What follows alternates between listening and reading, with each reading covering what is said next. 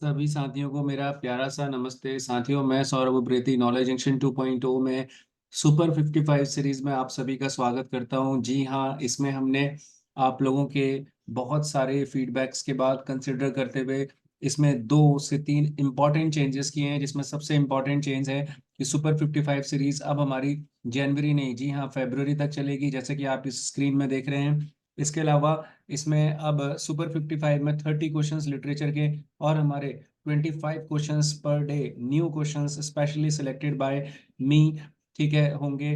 तो ये टोटल अब आपके 30 + 25 यानी कि 55 क्वेश्चंस की ये सीरीज न्यू ईयर के तोहफे के रूप में हम लोग आपको दे रहे हैं। तो ये अब हमारी फरवरी तक चलेगी। जी हाँ, पूरे 2 महीने आपके पास हैं। नए नए एमसीक्यूज के क्वेश्चंस की सीरीज है और इसकी फीस भी हमने इसमें 5000 रुपीज रखी है।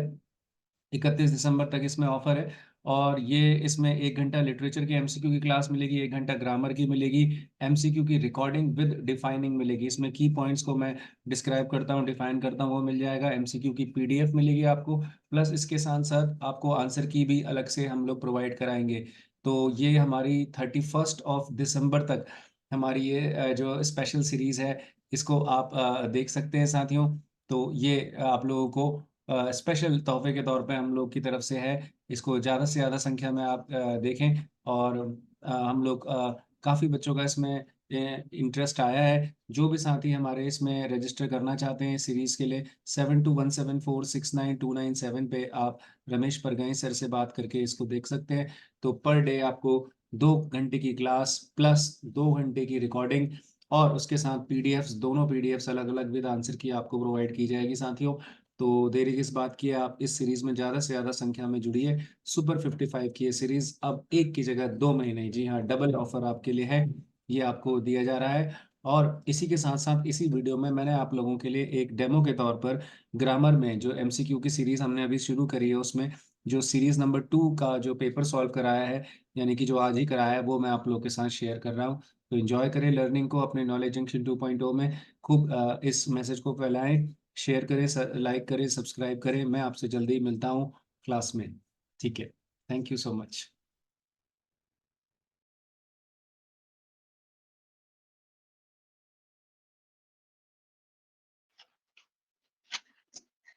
तो ठीक है, सुपर 55 सीरीज में ग्रामर के क्वेश्चंस में आप लोग का स्वागत है। तो Kalidas is a Shakespeare of India, ये क्वेश्चन है। ठीक है, क्या होगा इसमें? देखो, हाँ बिल्कुल, अ की जगह क्या, बी पार्ट में एरर है। अ की जगह क्या होगा, the Shakespeare of India. Kalidas is the Shakespeare of India. ठीक है, यहाँ पर हम लोग ध्यान से सुनेंगे सभी साथी कि कालिदास, यहाँ पर हमने क्या किया है, कालिदास क्या है, एक हम कह सकते हैं कि कालिदास तो प्रॉपर नाउन है। नाउन का क्वेश्चन है, नोट कर लेना, एक्सप्लेनेशन इंपॉर्टेंट है। नाउन का क्वेश्चन है और यहाँ पर कालिदास को हमने शेक्सपियर बोला है भारत का। तो ऐसे क्वेश्चन में ये भी आ सकता है घुमा के कि यहाँ पर जो शेक्सपियर है ये कॉमन नाउन है या फिर प्रॉपर नाउन है, क्योंकि शेक्सपियर भी नाम है, हम जानते हैं। प्रॉपर नाउन है या कॉमन नाउन है? ये क्वेश्चन बहुत ही प्यारा क्वेश्चन है। आंसर तो आपने निकाल दिया कि चलिए ठीक है, यहाँ पर जब हम किसी को स्पेसिफिक नाम से बोल रहे हैं तो वहां पर द लगा लेंगे। तो बताइए कि यहाँ पर इस क्वेश्चन में बताइए कि शेक्सपियर क्या है, प्रॉपर नाउन है कि कॉमन नाउन है? कॉमन नाउन है। ठीक है, बिल्कुल प्रॉपर नाउन कॉमन नाउन की तरह यूज हुआ है, ये एक्सप्लेनेशन लिखना है आपको। शेक्सपियर यहाँ पर हम जो है शेक्सपियर की किस क्वालिटी, एक क्वालिटी की बात कर रहे हैं ना कि Shakespeare as a playwright, greatest playwright. तो यहाँ पर proper noun is use as a common noun, main point है। जैसे हम कहते हैं वो हमारी क्लास का, ठीक है, तेंदुलकर है, मतलब वो हमारी क्लास का सबसे बेस्ट बैट्समैन है। ऐसे ही कालिदास हमारे इंडिया के सबसे बेस्ट प्ले राइट हैं। तो जब कालिदास की तुलना यहाँ पर शेक्सपियर से की गई है, तो शेक्सपियर एज अ व्यक्ति की बात नहीं कर रहे हैं हम, Shakespeare as the greatest playwright की बात हम कर रहे हैं। तो यहाँ पर प्रॉपर नाउन कॉमन नाउन बन गया, बस ये मेन पॉइंट है इसमें।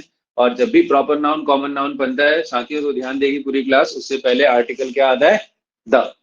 ठीक है, he is the Tendulkar of our class. ठीक है, ही इज। तो इस तरीके से आप कुछ भी दे सकते हैं यहाँ पर। ठीक है, तो पहला क्वेश्चन हो गया जी, बिल्कुल, बहुत सारे महाकाव्य लिखे हैं इन्होंने। आगे बढ़ते हैं क्वेश्चन नंबर 2 में। द टीचर, ये अच्छा क्वेश्चन है अभी। मतलब खुद मैं बता रहा हूँ कि क्वेश्चंस मैंने काफी, ये सारे प्रीवियस ईयर क्वेश्चंस ही हैं आपके एग्जाम्स में, पिछले 10-12 साल की हिस्ट्री में जो जो पूछे हैं उसको घुमा के पूछा है। बताओ, इसमें ट्राई करो ऑफलाइन में भी। हाँ, ऑल नहीं आएगा। अच्छा, हाँ, और है नो एरर, हाँ, और हाँ है नो एरर, ठीक है। और कोई आंसर? Omit all. ऑल को सब लोग गलत मान रहे हैं, ठीक है। देखो, इसमें जो आंसर है वो बहुत अच्छा है ये क्वेश्चन, इसको मैं 5 स्टार दे रहा हूँ। वेरी इंपॉर्टेंट आंसर में एरर तो है, ठीक है, पहली बात। अब दूसरी बात, ध्यान से देखना, वेरी इंपॉर्टेंट बोल दिया मैंने तो इसका मतलब ये क्वेश्चन रिपीट आ सकता है आपके एग्जाम्स में। देखो, 2-3 चीजें हैं इस क्वेश्चन में, फटाफट देखते हैं। देखो, जब यहाँ पर ऑल दिया है ना, तो ऑल को क्यों हटा रहे हो भाई? ऑल तो वो कह रहा है ना कि टीचर और स्टूडेंट्स, ठीक है, दोनों ने या सभी ने, वो कह रहा है कि टीचर और उनके छात्र सभी ने जो है, सभी जो है ट्रिप के लिए चल पड़े थे, लेफ्ट फॉर द ट्रिप। तो यहाँ पर ऐसे करना है कि ऑल की वजह से हम यहाँ पर इसमें एरर को हटाएंगे, एज वेल एज को हटा देंगे यहाँ पर, क्योंकि जब ऑल आता है तो उसके साथ एज वेल एज नहीं आता है, ऑल के साथ आता है एंड। ऑल के साथ क्या पेयर लेता है? एंड। एंड और ऑल अपना पेयर लेते हैं, ये याद रखना। तो यहाँ पर एज वेल एज हटेगा, ठीक है, क्योंकि हम सभी की बात कर रहे हैं ना। ऑल में हम किसकी बात कर रहे हैं? हम सभी की बात कर रहे हैं।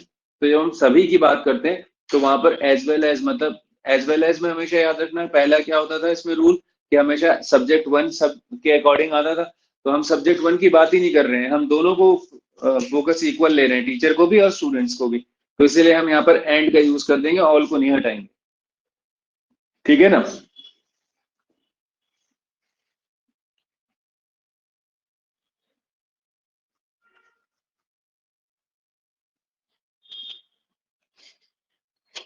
दूसरी बात इसमें ये भी है ना, अगर आप ऐसा कर भी देते हो कि ऑल को हटा देते हो, तो यहाँ पर क्या हो जाता है ना, the teacher as well as students. फिर यहाँ एज वेल एज का नियम तो आपको पता ही है। एज वेल एज का नियम क्या है? Subject plus subject one plus as well as, ठीक है, प्लस सब्जेक्ट टू, ठीक है। और उसके बाद हम क्या देखते हैं यहाँ पर? हेल्पिंग वर्ब भी आती है ना। हेल्पिंग वर्ब अकॉर्डिंग टू किसके आती है? एज वेल एज वाले नियम में। ये नोट कर लेना है नियम, ठीक है। एज वेल एज का नियम है, एज वेल एज जब भी आता है तो दो सब्जेक्ट्स होते हैं, सब्जेक्ट वन और सब्जेक्ट टू। तो हेल्पिंग वर्ब हमेशा किसके अकॉर्डिंग आती है? सब्जेक्ट वन के अकॉर्डिंग आती है, ठीक है। तो यहाँ पर हेल्पिंग वर्ब दी भी नहीं है, इसलिए भी मैं कह सकता हूँ कि हम ऑल को नहीं हटाएंगे। समझ में आई बात? अगर हेल्पिंग वर्ब दी होती तो क्लियर हो जाता। हेल्पिंग वर्ब नहीं दिया तो ऑल के अकॉर्डिंग हम एज वेल एज एड को ही उड़ाएंगे, ठीक है। कहाँ पर?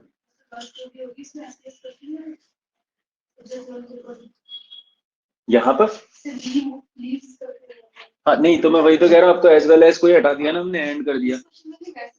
हाँ, नहीं वैसे तो सब्जेक्ट वन के अकॉर्डिंग जो, हाँ, तो लीव्स हो जाता, लेकिन अब यहाँ पे तो उसने पास्ट ही दे दिया ना, तो पास्ट की तो तीनों फॉर्म वो होती है, इसलिए मैं कह रहा हूँ कि क्योंकि पास्ट दे दिया इसीलिए हमने एज वेल एज एड को हटाना पड़ा। हाँ, अगर यहाँ पर ये प्रेजेंट का लीव्स दे देता तब हम एज वेल एज को नहीं हटाते।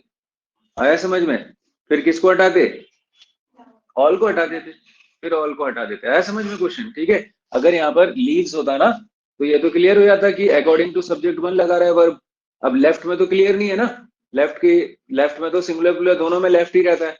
आया समझ में? सेकंड फॉर्म है वर्ब की, इसीलिए मैंने इसकी जगह इसके अकॉर्डिंग इसको हटा दी, ठीक है। अगर यहाँ लीव्स होता, मैं ये कहना चाह रहा हूँ, अगर यहाँ लीव्स होता तब फिर यहाँ पर एज वेल एज रहने देते, ऑल को हटा देते, ठीक है। ये एक्सप्लेनेशन जो मैंने बताया इसको बार बार सुनना आप लोग,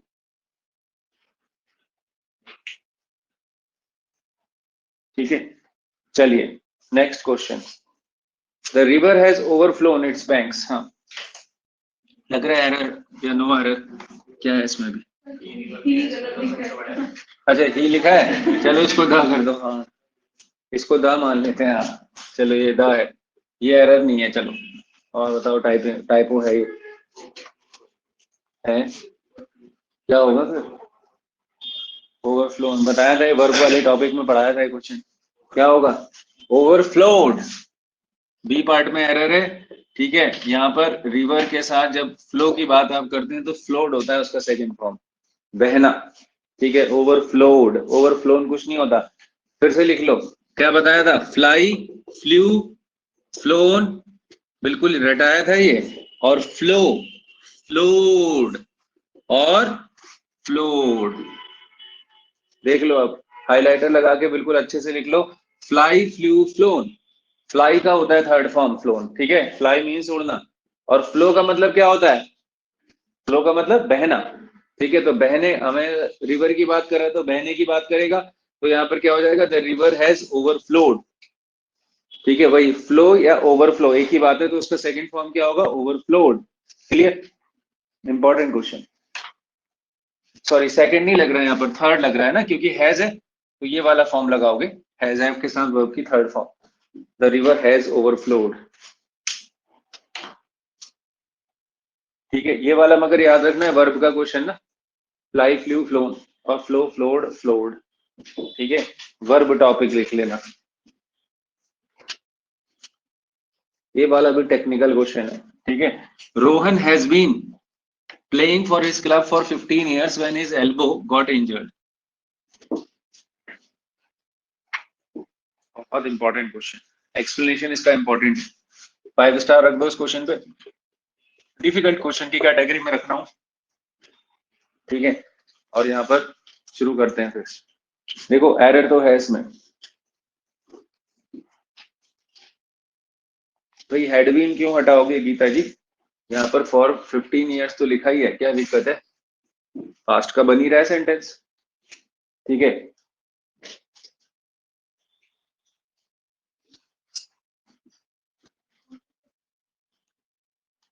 नहीं, देखो यहाँ पर क्या है, देखो ध्यान से देखना। यहाँ पर आंसर में एरर जो है वो सी पार्ट में है, किसमें है? सी पार्ट में है। अब यहाँ पर देखो, ये इस तरीके का वर्ड है, when his elbow got injured, ये नहीं होगा यहाँ पर, ठीक है। When his elbow got injured नहीं होगा। यहाँ पर गॉट का मतलब हम लोग किसके लिए यूज करते हैं? एक्सप्लेनेशन सुनना बहुत इंपॉर्टेंट है। कॉजेटिव वर्ब के लिए यूज करते हैं। किसके लिए यूज करते हैं? Causative verb. करवाया था, ठीक है। जैसे मैंने वाला क्वेश्चन करवाया था, यह ताला तुड़वाओ, यह काम उससे करवाओ, ठीक है। और यहाँ पर इसका सेंस क्या आ रहा है कि उसने अपनी एल्बो को तोड़वाया, जबकि एल्बो उसकी खुद ही टूट गई है या गलती से टूट गई है, एक्सीडेंट हुआ है, ठीक है। तो इसीलिए आप यहाँ पर इसको पैसिव में बनाएंगे। और वैसे भी यहाँ पर ये वाला क्लॉज क्या है? पैसिव में है, हैड बीन। बीन जब भी आता है जनरली पैसिव का फॉर्म ही ले लेता है ये, ठीक है। तो यहाँ पर इसलिए आप इसको दो तरीके से बना सकते हैं। आप इसको ऐसे बना सकते हैं, एक तो आप या इस सेंटेंस को ऐसे बना सकते हैं, when his elbow was injured, जब उनकी एल्बो इंजर्ड हुई थी, जब उनकी एल्बो इंजर्ड हुई थी, ठीक है। पॉजिटिव से नहीं बनेंगे, समझ में आया एक्सप्लेनेशन? वो अपनी एल्बो को खुद से नहीं तोड़वाएगा, उसकी एल्बो खुद ही, मतलब खुद से नहीं तोड़वाएगा या किसी से नहीं तोड़वाएगा, बल्कि खुद ही टूट जाएगी। तो इसीलिए आप इसको पैसिव में बनाएंगे, when his elbow was injured. या फिर आप इस पूरे पार्ट को ऐसे देख लेंगे, पूरी क्लास यहाँ पर देखेगी, यहाँ पर आप इसको ऐसे बनाएंगे, ठीक है। When he has got his elbow injured, ऐसे करके कुछ बनेगा। when he has got his elbow, got his देना पड़ेगा आपको, when he has got his elbow injured, ये his elbow नहीं आएगा, आपको his का सब्जेक्ट अलग से देना पड़ेगा he, when he has got his elbow injured। हाँ head ले लो, head आ जाएगा, when he had got his elbow injured। Fast में ही बनेगा, दो तरीके से बनेगा। सिंपल वैसे ये वाला बना लेना, when his elbow was injured, या फिर when he had got his elbow injured। अब यहाँ पर तो ये क्लियर हो गया ना कि उसकी एल्बो इंजर हुई। यहाँ पर ये सेंस आ रहा है कि उसने अपनी एल्बो इंजर करवाई। कोई भी अपनी एल्बो इंजर नहीं करवाएगा। क्वेश्चन कौन सा टॉपिक है? Positive verb. अब ये पॉजिटिव वर्ब में याद कर लो, ठीक है। गेट और हैव बताया था, गेट और हैव ये क्या होते हैं? Positive verb. हिंदी लिख लेना, पॉजिटिव वर्ब की हिंदी क्या होती है? कार्य को करवाना। अब डिफिकल्ट क्वेश्चन है, फिर बता रहा हूं, हिंदी में लिखेंगे। गेट और हैव का मतलब कार्य करना नहीं, कार्य को करवाना, ठीक है। जैसे मैं कहता हूं ना कि गेट दिस जॉब डन, तो मैं जिससे कह रहा हूं, मैं उससे कह रहा हूं क्या काम को करने के लिए?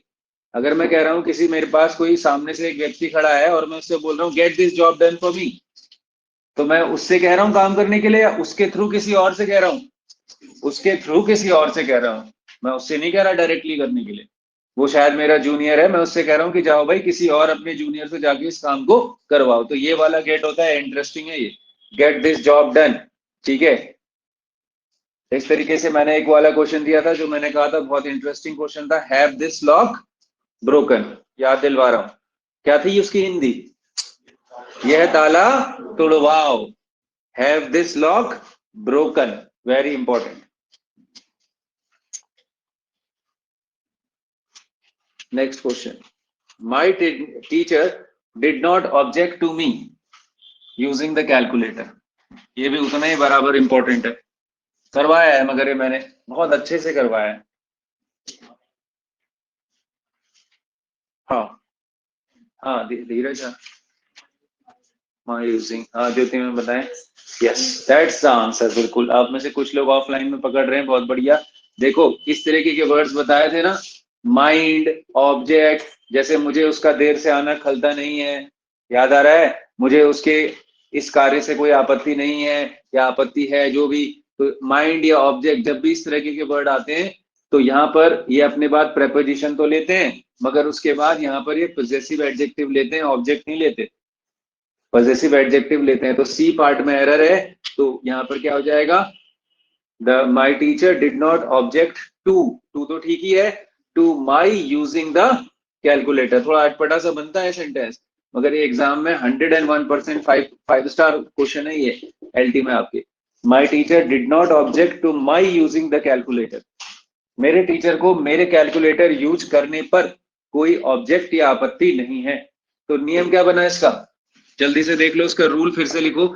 इस तरीके के जब भी वर्ड्स आते हैं, ऑब्जेक्ट, माइंड, ठीक है, और भी 2-3 हो जाएंगे इसमें वर्ड्स, इनके बाद हमेशा क्या आता है, प्रेप आता है, प्रेप बोले तो प्रेपोजिशन, और उसके बाद जो मेन रूल है इसमें वो क्या है, पी डॉट ए, यानी पॉजेसिव एडजेक्टिव आ जाता है इनके बाद, जैसे माई, हिज, हर, देयर, आवर, पीए को पूरा लिख लेना आप लोग, क्या होता है ये पॉजेसिव एडजेक्टिव। अभी पॉजेसिव एडजेक्टिव कहाँ पढ़ाया था, टॉपिक का नाम बता रहा हूँ, कहाँ पढ़ाया था जल्दी से बताओ, प्रोनाउन, प्रोनाउंस के चार्ट में पढ़ाया था पॉजेसिव एडजेक्टिव, ठीक है। तो पॉजेसिव एडजेक्टिव आता है और फिर क्या आता है, ये यूजिंग का पार्ट ऑफ स्पीच क्या है यहाँ पर, जिरेंट, बिल्कुल जिरेंट, मेन नियम ही यही इसमें कि पॉजेसिव एडजेक्टिव प्लस जिरेंट, इनके बाद आता है पॉजेसिव एडजेक्टिव प्लस जिरेंट, ठीक है। जल्दी से जब तक आप इसको नोट कर रहे हैं, एक सेंटेंस यहाँ पर प्रैक्टिस करनी पड़ेगी, ठीक है। आई डोंट माइंड, प्रैक्टिस आ गया है, ये वाला क्वेश्चन थोड़ा प्रैक्टिस मांग रहा है ना, एक क्वेश्चन फटाफट कर लेते हैं सब लोग, अपना अपना लगाओ यहाँ पर। आई डोंट माइंड, यहाँ पर ऐसे दिया है, coming late in my class, मुझे उनका लेट से आना क्लास में नहीं खलता है या नहीं बुरा नहीं लगता है, coming late in the class. अब यहाँ पर ऑप्शन देख लेते हैं, ठीक है, I don't mind coming late in the class, ऐसे करके दिया हुआ है, और यहाँ पर चुपचाप से अपना बोलना नहीं है, आंसर लगाना है खाली। 3 ऑप्शन है, they, their, him, they, their, him, Hindi भी नहीं बता रहा हूं मैं, ठीक है, दे, देयर, हिम।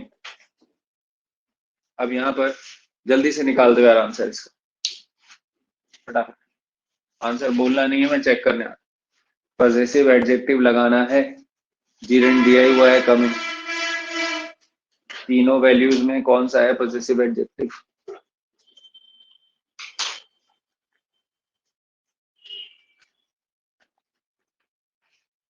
देखो जिन लोगों ने इतने से ज्यादा क्या है इसमें, ठीक है, देखो दे तो नॉमिनेटिव केस होता है और हिम ही का ऑब्जेक्ट है, पॉजेसिव एडजेक्टिव है देयर, दे का ऑब्जेक्ट, दे का पॉजेसिव एडजेक्टिव देयर, तो आंसर क्या होगा, देयर, ठीक है, आ ही रहा है सबको, I don't mind their coming late in the class,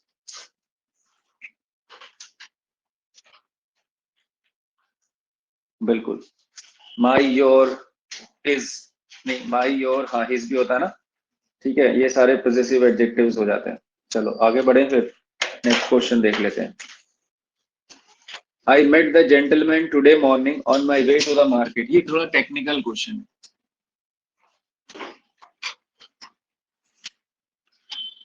देखो इसमें सीधा आंसर बता देता हूं मैं, ये ऐसे क्वेश्चंस भी आ रहे हैं, बताओ मुझे देख के, क्योंकि ये क्वेश्चंस मैंने खुद से, मैं बता रहा हूँ ना, सेलेक्ट किए, काफी पूरे 2 घंटे लग रहे हैं ये 30-25 क्वेश्चन बनाने में, चाहे लिटरेचर हो चाहे ग्रामर, इसीलिए बहुत ध्यान से, मैं ये नहीं कह रहा कि कहीं से सीधा छाप दे रहा हूँ, ठीक है, हाँ बहुत सारे क्वेश्चंस कल मल्टीपल सोर्सेस से कलेक्ट करके दे रहा हूँ, तो आपको ध्यान से बनाने हैं क्वेश्चंस, ठीक है। देखो इसमें क्या है, लॉजिक क्या लग रहा है इसमें, इसमें लॉजिक ये लग रहा है ना कि जब भी हम मॉर्निंग की बात करते हैं ना, जैसे आज सुबह, आज दिन में, आज रात को, इस तरीके के वर्ड्स होते हैं, तो वहां पर टुडे मॉर्निंग नहीं लगाया जाता।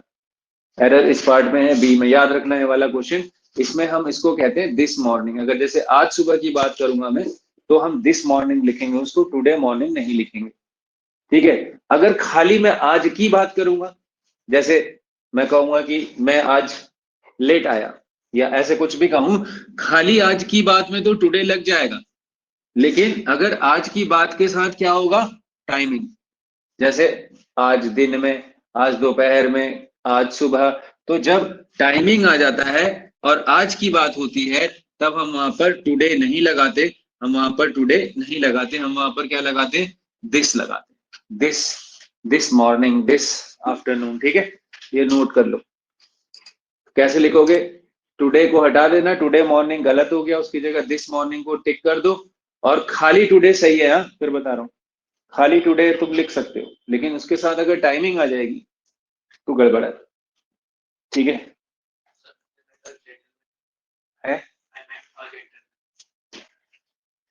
नहीं।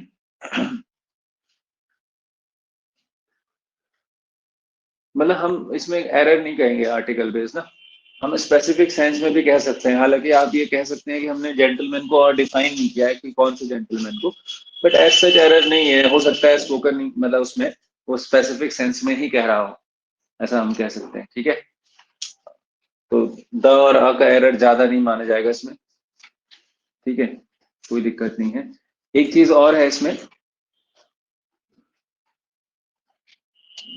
क्या कह रहा था मैं, हाँ, तो क्लियर हो गया ना सबको। एक मैंने ये भी बताया था क्वेश्चन इसमें, कि जैसे अगर ऐसे दिया हुआ है, देखिए जैसे कई लोग नहीं कहते हैं कि today is my birthday, today is my birthday, ऐसे लिख देते हैं या बोल देते हैं, ठीक है, so that is also incorrect, बताया है, कलेक्वल एरर है, क्या बोलना चाहिए इसको, इट्स माय बर्थडे टुडे, ये, so that's a correct way of speaking. Today क्या है, एडवर्ब ऑफ टाइम है, जो कि हमेशा कहाँ आना चाहिए, लास्ट में आना चाहिए, स्टार्टिंग तो कभी नहीं होगी इससे, चाहे तो नोट कर लेना, सेंटेंस इंपॉर्टेंट है, जैसे यस्टरडे, अगो, टुडे, ये सब लास्ट में आएंगे, ये टाइम क्लॉज होते हैं, ये स्टार्टिंग में कभी नहीं बनेगा, इनसे एरर हो जाएगा, ठीक है।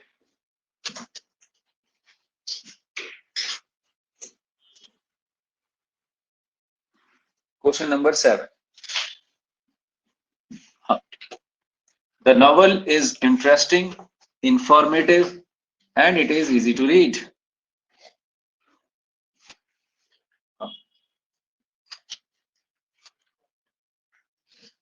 किसको, यस वेरी गुड, बहुत बढ़िया।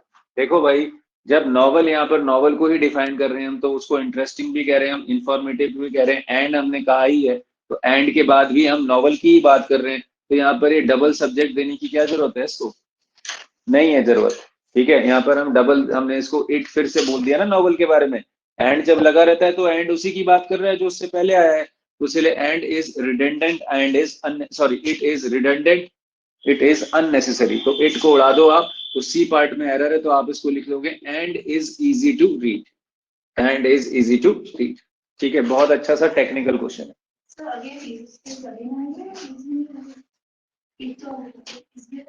हाँ इस आएगा, हाँ इस क्या है, बी की फॉर्म है ना, कुछ तो आपको वर्ब देना पड़ेगा, और वह पढ़ने के लिए आसान है, ठीक है, हाँ, इस मैंने बताया ना, जहां कुछ नहीं वहां बी की फॉर्म के तौर पे यूज होता है, and is easy to read.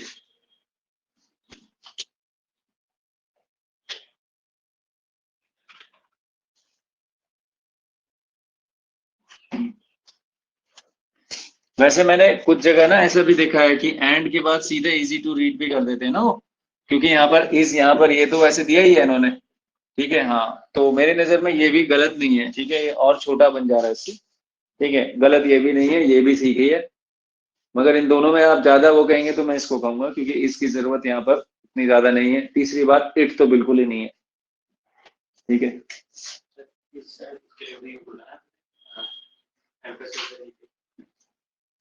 Emphasis देने के लिए तो वाला मैंने बताया था, जैसे डू और वाले यूज होते हैं, है ना। हाँ हाँ, एम्फेसिस देने के लिए भी कभी कभी यूज होता है, तभी मैं कह रहा हूँ कि इज जो है एज सच यहाँ पर गलत नहीं है, बट ज्यादा एक्यूरेट हम इज को हटा के भी कह सकते हैं, ठीक है। चलो भाई, मैन या बॉय वाला क्वेश्चन, मोस्ट इंपॉर्टेंट क्वेश्चन, बिल्कुल रटना ही है सारे बच्चों को इस क्वेश्चन को। मैन या बॉय, पोइटिक अटरेंस याद दिलाया ना, ठीक है, काव्यात्मक अभिव्यक्ति कि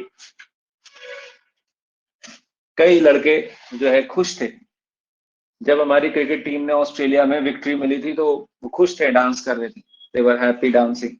तो क्या होगा इसमें? हाँ बिल्कुल, कन्विक्शन के साथ आंसर आना चाहिए। ग्रामर में अगर पढ़ा है तो कोई दिक्कत नहीं है भाई, हमने पढ़ा है कि मैनी या बॉय अपने साथ हमेशा क्या लेता है? सिंगुलर, सिंगुलर लेता है। तो यहाँ पर वर की जगह क्या हो जाएगा?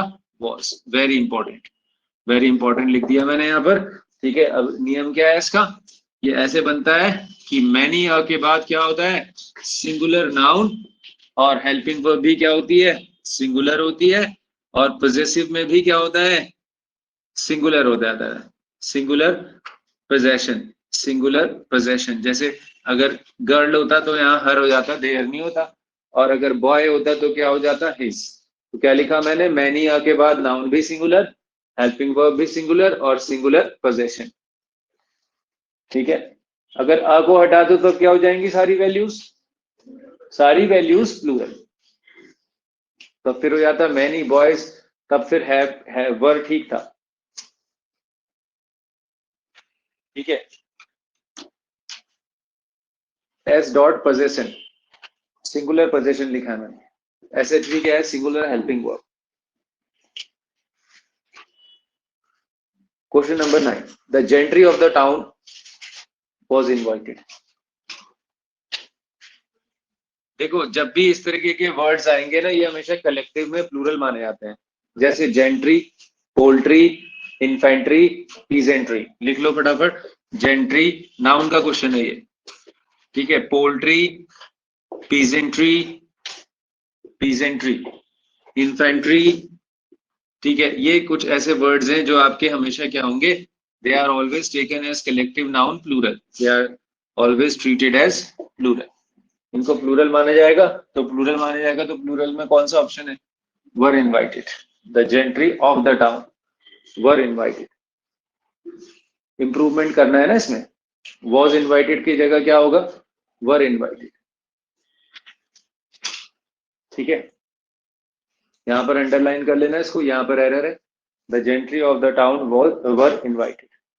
क्या क्या लिखा मैंने? जेंट्री, पोल्ट्री, पोल्ट्री आपको पता है मुर्गी पालन, पोल्ट्री फार्मिंग कहते हैं। पीजेंट्री आपको पता है मजदूर, या मजदूर वर्ग को कहते हैं पीजेंट्री, PEASANTRY।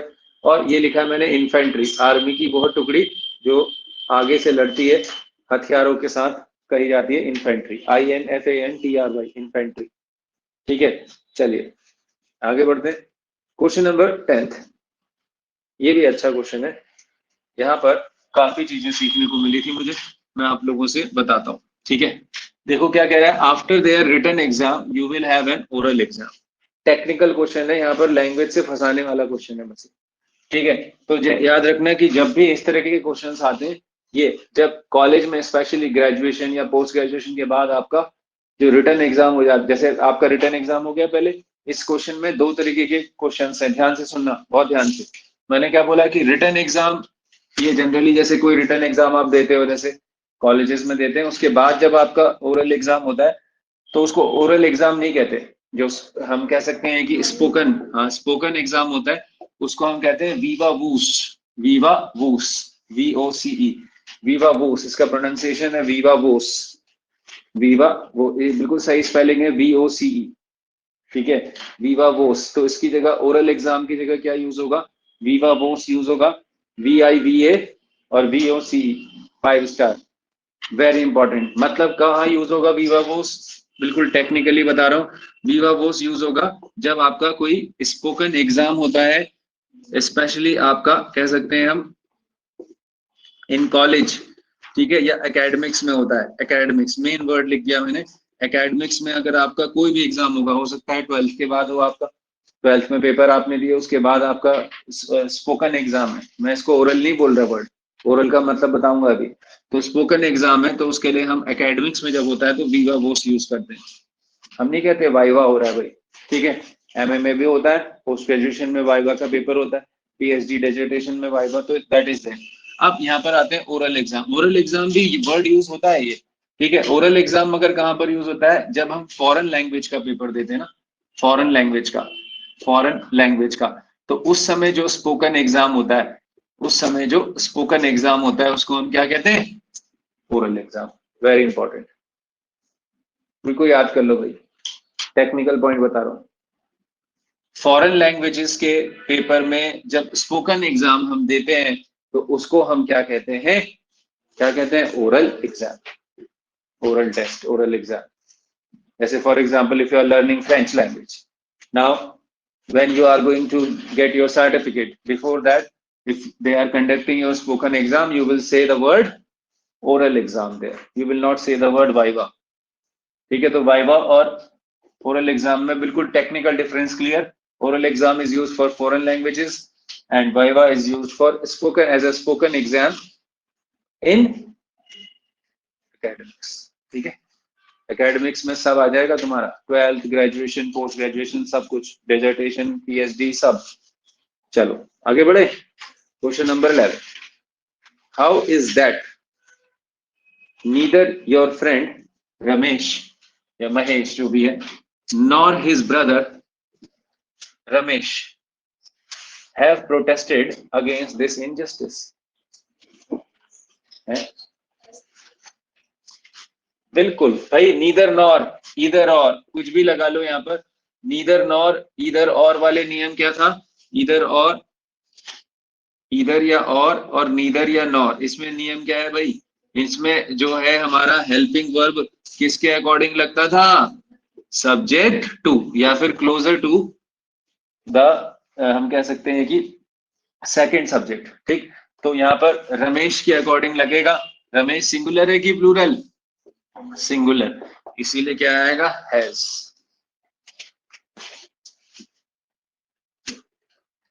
ये एज वेल एज वाले नियम से बिल्कुल ऑपोजिट है, ठीक है। एज वेल एज में किसके अकॉर्डिंग आता था, सब्जेक्ट वन के अकॉर्डिंग। यहाँ इधर और नीदर नॉर में हमेशा हेल्पिंग वर्ब किसके अकॉर्डिंग आता है, सब्जेक्ट टू के अकॉर्डिंग। सब्जेक्ट टू में टिक करो, सिंगुलर है, तो इसीलिए हमारा हैज हो गया।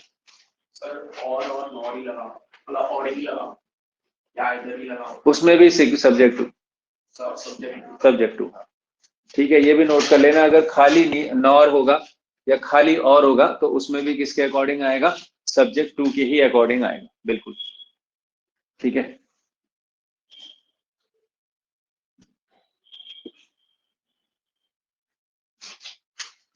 क्वेश्चन नंबर 12,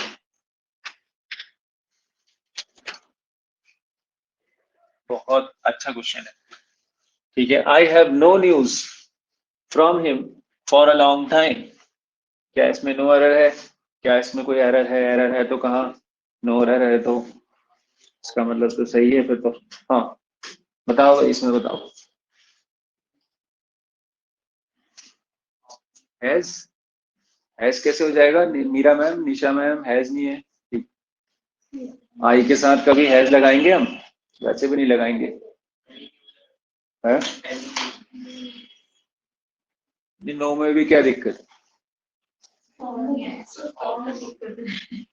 क्या क्या फॉर्म है, फ्रॉम, ना ना ठीक है, फ्रॉम भी ठीक है। फॉर सिंस का भी एरर नहीं है, बताओ।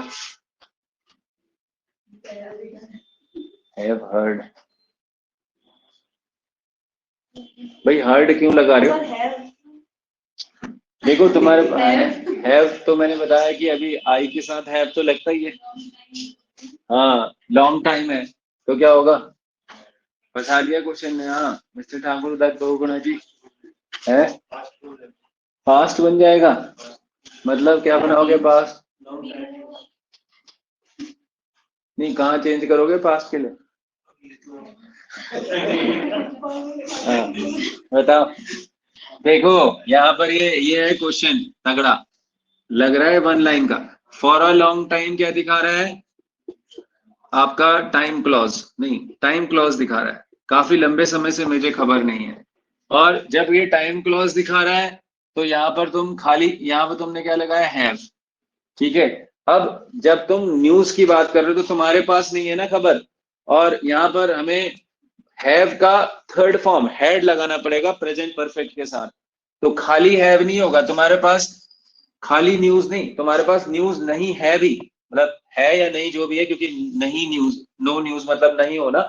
लेकिन मैं क्या कहना चाह रहा हूं कि यहाँ पोजेशन वाला हैव के साथ हैड की फॉर्म लगेगी, तो इसीलिए क्या हो जाएगा, आई हैव हैड। ठीक है, no news from him for a long time, I have had.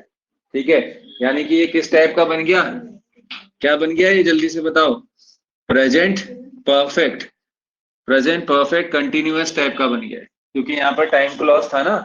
अगर यहाँ पर खाली हैव ले रहे थे तो पता है क्या बन रहा था, ये क्या बन रहा था खाली हैव में, प्रेजेंट, हाँ प्रेजेंट परफेक्ट नहीं बन रहा था ये। यहाँ पर तुम्हें वर्ब की थर्ड फॉर्म भी तो चाहिए थी, क्योंकि यहाँ पर फॉर सिंस था, फॉर सिंस के साथ वर्ब की थर्ड फॉर्म चाहिए रहती है कि नहीं। फॉर सिंस में परफेक्ट कंटिन्यूअस बनाने के लिए वर्ब की थर्ड फॉर्म लगाओगे, और कुछ ऐसे टाइम क्लॉज होते हैं जिसमें जिसमें आईएनजी नहीं बनती, तो यहाँ पर वही वाला है।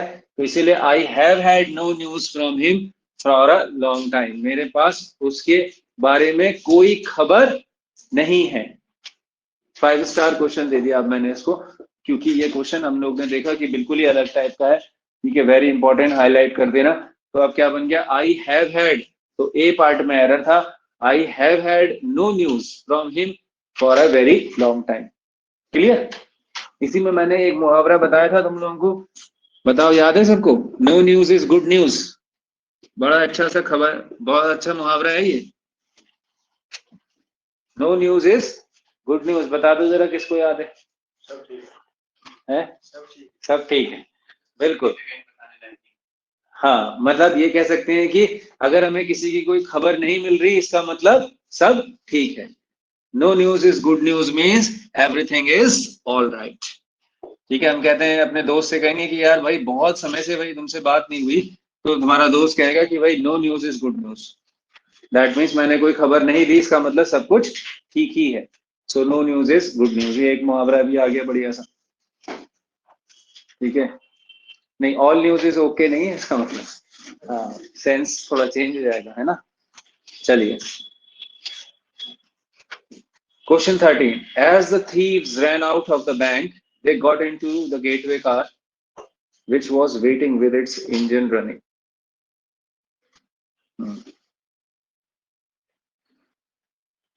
हाँ, अच्छा, क्या होगा इसमें, नए नए क्वेश्चन, नए नए एंगल, बिल्कुल एरर है इसमें। चलो अब बताओ, है? नहीं देखो, इसमें टेक्निकल है, ये एडवर्ब से उठाया है। पहली बात तो कौन से टॉपिक से है ये, एडवर्ब से। इस बीच तुम्हारे बहुत क्वेश्चंस आ रहे हैं। ठीक है, यहाँ पर अब बता दो, चलो एडवर्ब से मैंने कह दिया इतना, तो मुझे ये बता दो यार, इस सेंटेंस में एडवर्ब कहाँ पर, बिल्कुल एज में है एरर। ठीक है, एज क्या होता है, एडवर्ब ऑफ रीजन होता है। एज क्या होता है, एडवर्ब ऑफ रीजन, जबकि हमें यहाँ पर क्या लेना है, एडवर्ब ऑफ टाइम। ठीक है, हमें क्या देना है यहाँ पर, एडवर्ब ऑफ टाइम। एज तो कारण बता रहा है, कारण थोड़ी है ये। क्या है कि जब जब थीव्स बैंक से भागे, तब वो कहाँ पहुंचे, गेटवे में पहुंचे, और वहां पर which was waiting with its, जो भी है गेटवे, कुछ एरर होगा यहाँ पर, गेटवे कार। ठीक है, which was waiting with its engine running, हाँ वो एक गेटवे कार में पहुंचे जो कि बिल्कुल तैयार था, और उसका इंजन चल रहा था, उस कार मतलब रनिंग पोजीशन में थी कार, और वो उसमें भाग गए। तो यानी कि नोट करो कि एज और व्हेन में क्या डिफरेंस है। एज क्या होता है, एडवर्ब ऑफ रीजन होता है, कारण थोड़ी बता रहा है यहाँ पर। और व्हेन क्या होता है, टेक्निकल क्वेश्चन है ये सारे, एडवर्ब ऑफ, जल्दी बताओ, हाँ टाइम, एडवर्ब ऑफ टाइम। ठीक है, टाइम बता रहा है, तो ऐसे जैसे हाँ एज सून एज भी लग सकता है, हाँ बिल्कुल लग सकता है। ठीक है ना, वो भी टाइम का ही हो जाता है, कुल मिला के टाइम वाला लगेगा।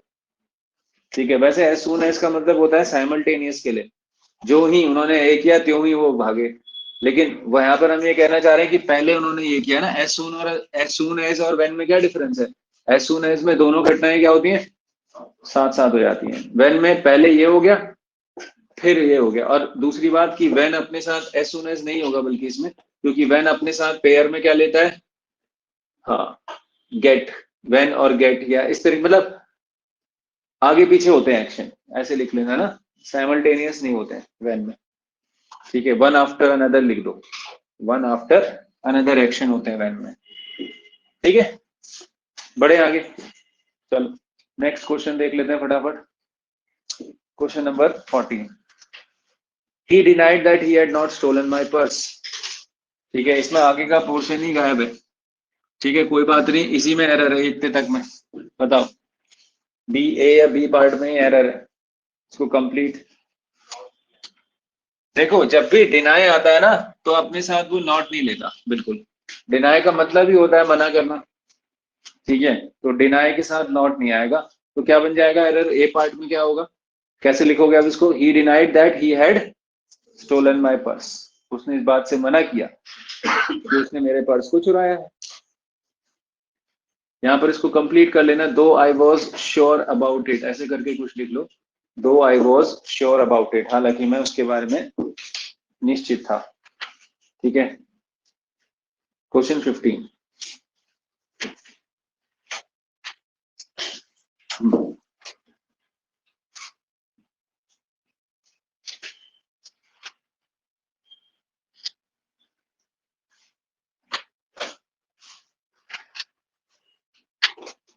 देखो ये वाले क्वेश्चंस आ रहे हैं आजकल ना एग्जाम्स में। देखो यहाँ पर इफेक्ट और अफेक्ट का क्वेश्चन है ये। देखो इफेक्ट, पहले तो ये देख लेते हैं अफेक्ट क्या होता है। अफेक्ट मतलब प्रभावित करना, नेगेटिव वे में किसी को इन्फ्लुएंस करना। ठीक है, नेगेटिव इन्फ्लुएंस, और ये वर्ब होता है। क्या होता है? वर्ब। अगर लेकिन खाली मैं इफेक्ट बोलूंगा तो ये नाउन हो जाता है, जिसका मतलब क्या होता है? किसी चीज का प्रभाव, इन्फ्लुएंस। इफेक्ट का मतलब क्या होता था? इन्फ्लुएंस। लेकिन इफेक्ट का ध्यान से देखना बोर्ड पे, ये जो इफेक्ट है नाउन, इसका वर्ब भी बन जाता है, इसका वर्ब भी बन जाता है, इफेक्टेड बन जाता है। यही तो क्वेश्चन है इसमें। और बन किया जाता है, इसका मतलब क्या होता है? किसी चीज को लागू करना। हिंदी में लिख दे रहा हूं मैं, क्रियान्वित करना या किसी चीज को लागू करना। जैसे हम कहते हैं the government affected this law. ठीक है, क्रियान्वित करना।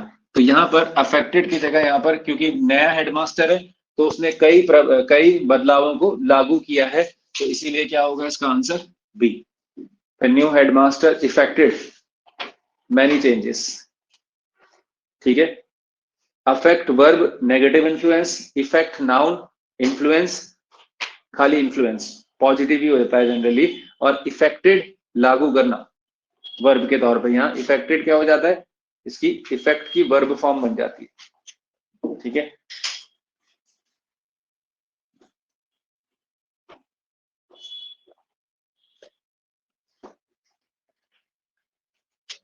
बचे हुए शब्दों का मतलब देख लेते हैं। इंजेक्टेड, किसी चीज में इंजेक्शन लगाना, और इन्फ्लिक्टेड, इन्फ्लिक्टेड आ रहा है एग्जाम में। इन्फ्लिक्टेड खासकर किसी को चोट पहुंचाना, चोट पहुंचाना। जैसे हम कह सकते हैं कि the accident inflicted many injuries on him. Inflicted का मतलब किसी को चोट पहुंचाना। ठीक है, चलो। I wish I can sing as well as you do. काश मैं तुम्हारे ही जितना अच्छा गा पाता या गा पाती, जो भी है। ठीक है, तो जब भी ये काश वाले सेंटेंस आते हैं तो ये अपनी पॉसिबिलिटी कैन नहीं लेते, ये क्या लेते हैं? कुड। ठीक है, कुड या वुड जो भी है। यहाँ पर खासकर क्षमता के लिए आया है तो कुड ही लेंगे। ठीक है, वुड संभावना के लिए आता है, कुड क्षमता के लिए आता है। किसके लिए आता है? क्षमता, एबिलिटी के लिए आता है, पास्ट एबिलिटी के लिए आता है। अब बढ़ते हैं क्वेश्चन 17। देखो ये भी अच्छा क्वेश्चन।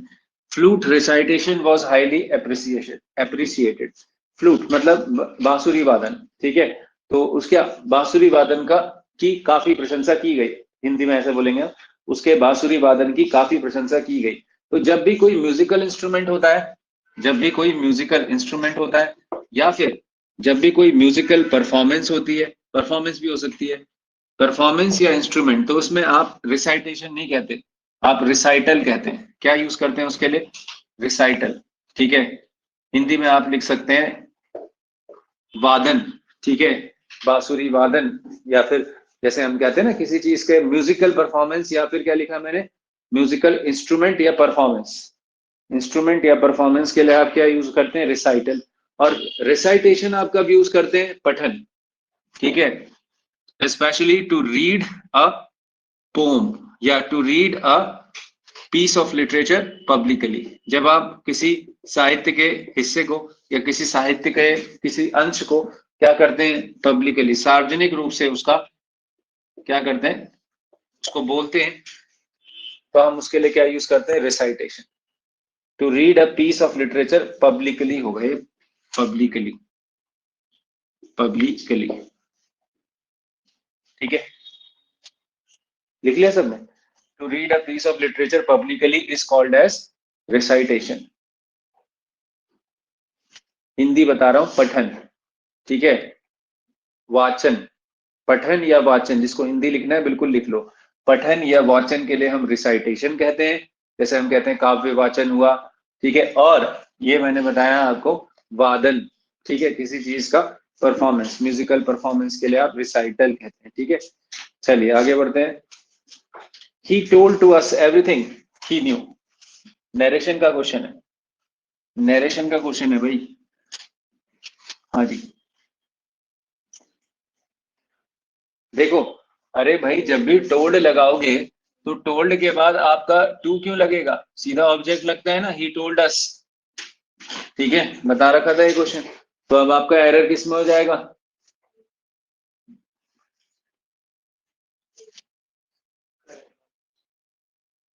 हाँ, इसमें इन्होंने दिया ही नहीं है इस तरीके का ना, टोल्ड टू अस में, मतलब यहाँ पर आप इसको एरर ऐसे करोगे, टोल्ड अस हो जाएगा ये, he told us everything he knew। ए, अच्छा, ए में, ठीक है, चलो आगे बढ़ जाते हैं फिर।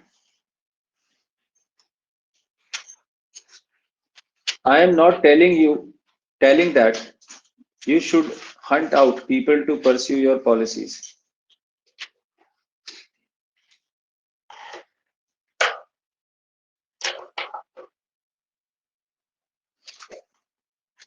बताओ 19 फटाफट।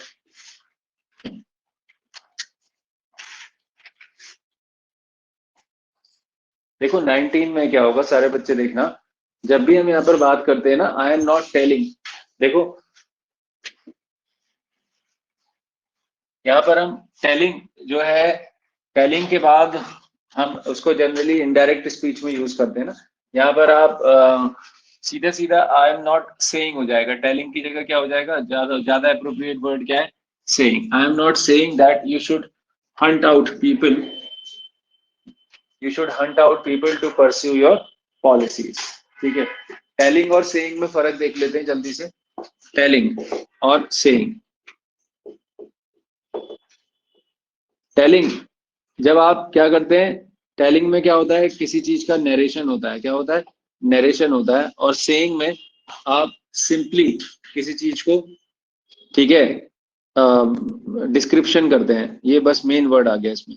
सेइंग में आप डिस्क्राइब कर देते हैं उस चीज को, टेलिंग में आप पूरा का पूरा उस चीज को क्या करते हैं, नरेट करते हैं, ठीक है, ये टेक्निकल डिफरेंस याद रखना भाई। नरेट तो समझते हो ना आप, कहानी की तरह बताना, और डिस्क्रिप्शन डिस्क्राइब कर देना, खाली जो फैक्ट है उसको बता देना, ठीक है, उसके लिए यूज होता है। स्पीकिंग जनरली आप यूज करते हैं जब आप बात कर रहे हो कि आपके सामने भी कोई है, और उस सेंस में आप फेस टू फेस वाली बात करते हैं, तब आप स्पीकिंग का यूज करते हैं। और आस्किंग मतलब होता है पूछना, आस्किंग मतलब क्या होता है, पूछना, ठीक है, इंटरोगेटिव्स में यूज हो जाता है आस्किंग। चलिए आगे बढ़ते हैं, question number 20। The cruel lady made her step daughter to do all the household chores. Chores का मतलब यहाँ पर है works, household chores means घर के जो काम होते हैं उनको, क्या होगा, क्वेश्चन नंबर 20 अच्छा क्वेश्चन है। देखो भाई मैंने बताया तो था इसमें, वाला क्वेश्चन है ये, अगेन कॉजेटिव वर्ब करवाना। क्रूअल लेडी ने जो है अपनी स्टेप डॉटर से सारे काम करवाए, तो जब भी यहाँ पर ये लगता है मेड, ठीक है, तो मेड के बाद made her do, made her do, infinitive नहीं लेता है ये, इस पार्ट में एरर है। टू डू नहीं होगा, क्या होगा, do, made her do. Made अपने साथ क्या लेता है, डू लेता है, इंफिनिटिव नहीं लेता, ठीक है।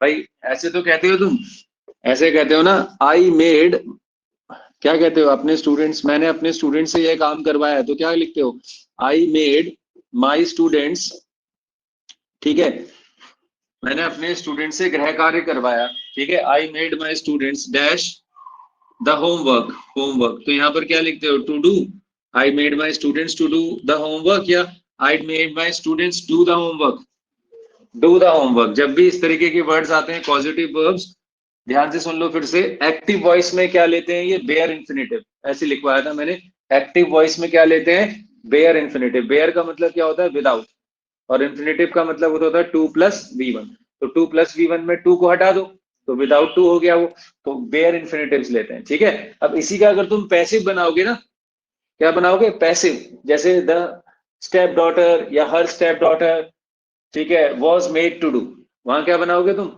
वहां क्या ले लोगे, infinitive.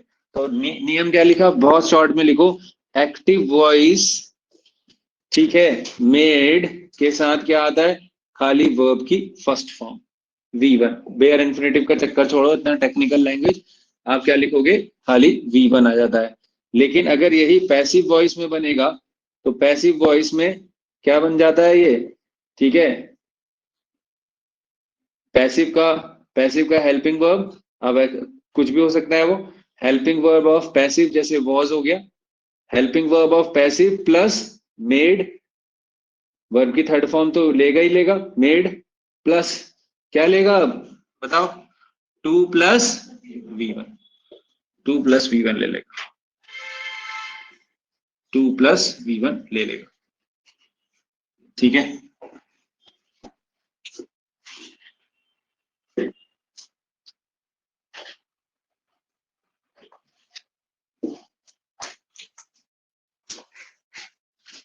Passive voice HV, helping verb of passive लेगा, मेड लेगा, टू प्लस V1 लेगा। यहाँ पर ये मेड की जगह एक्टिव वॉइस में तो कुछ भी हो सकता है, ये मेक भी हो सकता है, कोई दिक्कत नहीं है उससे, ठीक है, एक्टिव वॉइस में तो कुछ भी हो सकता है। Raghu came out of the bathroom with a towel in the hand, थोड़ा टेक्निकल क्वेश्चन है, ठीक है। अब इसमें क्या होगा, रघु, इसमें जो है एरर आपका क्या है, मैं आपको बता रहा हूं,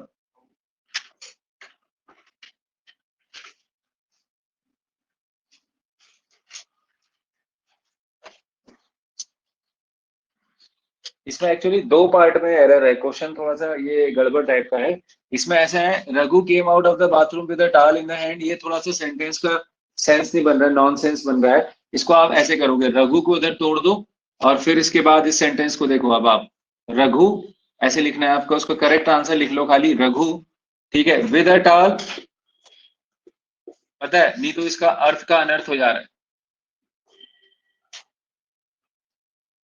ठीक है, ऐसा कुछ हो जा रहा है, रघु बाथरूम से टॉवल, बाथरूम वाला टॉवल लेते हुए, ऐसा कुछ आ रहा है ना, तो आपको ऐसे लिखना है, रघु विद अ टॉवल, ठीक है, इन द हैंड, पहले ये फ्रेज आएगा, इसमें फ्रेज बेस्ड एरर है, Raghu with a towel in the hand, अब फिर ये पूरा का पूरा फ्रेज आप लास्ट में चिपका दोगे, came out of the bathroom, came out of the bathroom, इसके अलावा और कुछ भी नहीं है इसमें।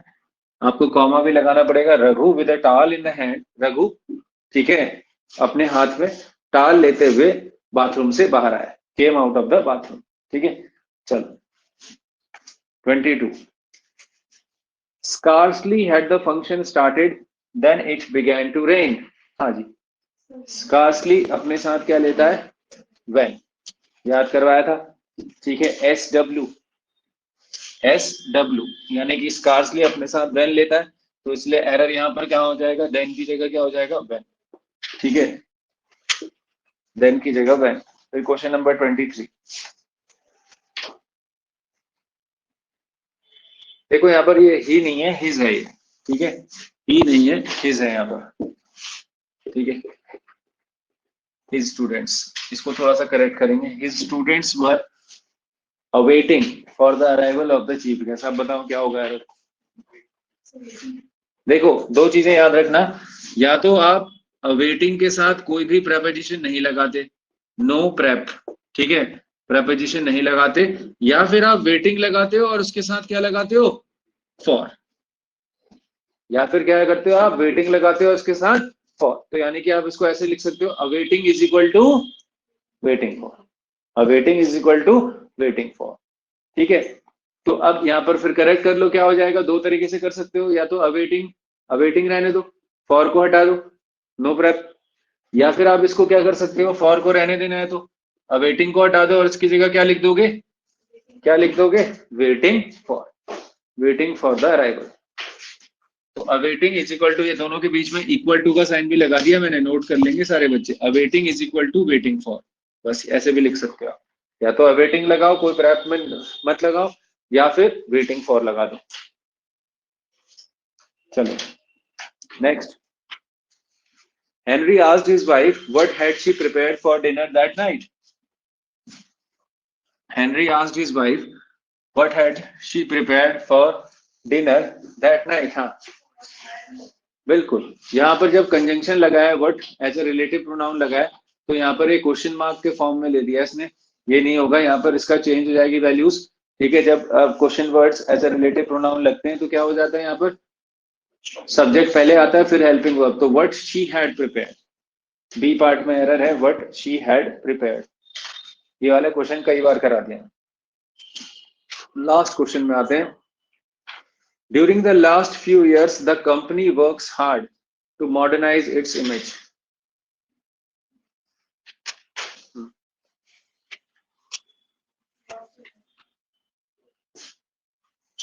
क्या होगा फिर, हाँ कहां पर, ठीक है, during the last few years, last word आया ना, लास्ट देखते ही आप लगाओगे पास्ट सिंपल, तो यहाँ पर क्या हो जाएगा, वर्क्स की जगह क्या आ जाएगा, वर्क्ड, ठीक है। कुछ लोग इसमें क्योंकि ड्यूरिंग लगा है तो हैज हैव के साथ भी बना देते हैं, तो भी सही है, ठीक है। आपने कहा कि भाई टाइम क्लॉज तो है ही, तो आप क्या लिख दोगे, during the last few years the company has worked hard, वो भी सही है, ठीक है, क्योंकि यहाँ पर टाइम क्लॉज जैसा भी है, ड्यूरिंग की वजह से, ड्यूरिंग की वजह से क्या लगेगा, हैज वर्कड, और लास्ट की वजह से क्या लग सकता है, खाली वर्क, क्लियर। पास्ट परफेक्ट नहीं लगेगा बस, ठीक है, या तो प्रेजेंट परफेक्ट लगेगा या पास्ट सिंपल लगेगा। चलिए फिर, ठीक है, कल से मैं क्या कर रहा हूँ कि 10 बजे ही डाल दूंगा पेपर, सीधा शुरू कर देंगे क्योंकि लेट हो जा रहे हैं, कोई बात नहीं, धीरे धीरे रिदम हम अपना डेवलप कर रहे हैं ना, क्योंकि नई चीज शुरू करी है तो थोड़ा टाइम को हमें एडजस्ट होने में लगेगा, बट आई होप क्वेश्चंस आपको बड़े जोरदार मिल रहे हैं इसमें, ठीक है। इन क्वेश्चंस को अच्छे से आप कॉपी में बिल्कुल नोट कर लीजिएगा, है ना, बिल्कुल नए टाइप के क्वेश्चंस हैं। चलिए मैं मिलता हूँ फिर आपसे।